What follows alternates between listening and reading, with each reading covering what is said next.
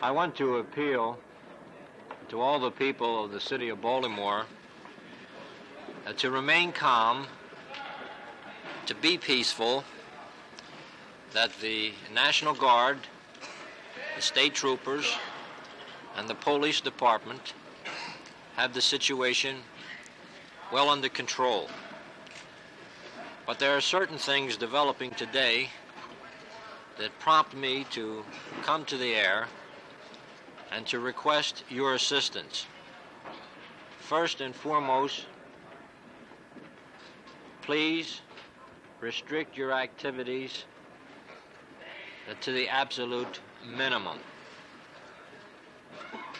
Secondly, please do not take the liberty of getting in your car and going on a sightseeing tour of the areas that were destroyed or damaged as a result of last night's disorders. This particular request is prompted because we are developing a traffic congestion problem in this area. Third, we in the government at all levels are in the process of making a critique to determine just exactly how many persons were killed. As of this time, it's 4, 3 that could be associated with the disorder by burning, the injuries, the arrests, and I'm also going to have to call on the media of communication, and I say this in the kindest of terms, to be specifically accurate in detailing certain of the data that is being disseminated to the public. One, for instance, was a report to the effect that there were 750 fires in the city last night, when the truth of the matter is that while we had a large amount, somewhere in the neighborhood of 250, it was 250 fires. Only a few of them were, a real a major proportion. I'm in the process now of meeting with the Adjutant General. I'm going to leave this press conference to meet with the Adjutant General, with the Governor, and with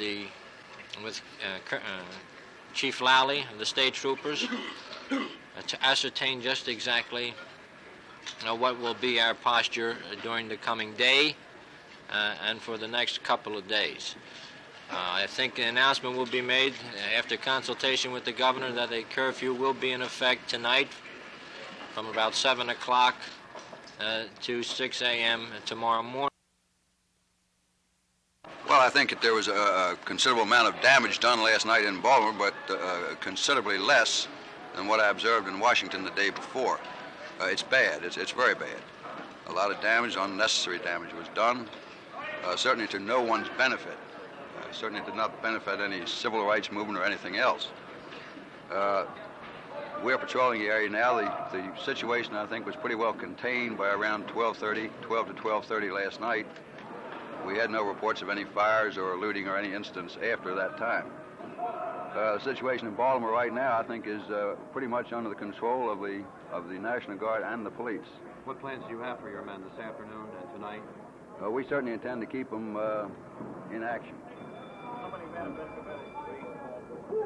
have been Into Baltimore? Well, I couldn't give you a breakdown on the actual areas. We'd have to even have a determination of which is East Baltimore and which is Central Baltimore. And we just soon not give the areas that thing because we're continually moving the troops. They're not placed in static positions. What is your total manpower availability? Better than 6,000. General, have any elements come in from outside Baltimore to participate in National Guard? No, I meant elements from that might be disorderly. Oh, yeah. You mean the so-called outside agitators? Yes.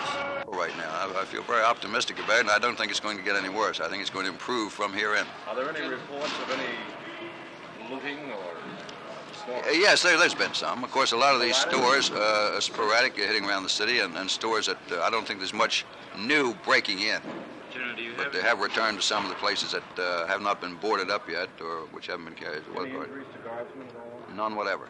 General, where did the disturbance first break out? As my understanding, was down in the Gay Street area. General, do you have a breakdown on injuries and deaths? I think the police can give it to you. We haven't attempted to maintain it because, of course, we came in well after the thing was started. General, you said you had about 6,000 troops. How many do you have on the street at any one time? Majority of them. We try to keep the greatest number possible on the streets and at the same time maintain an adequate reserve, which does not answer any questions. You have not indicated how many more will be coming in. No, we're bringing.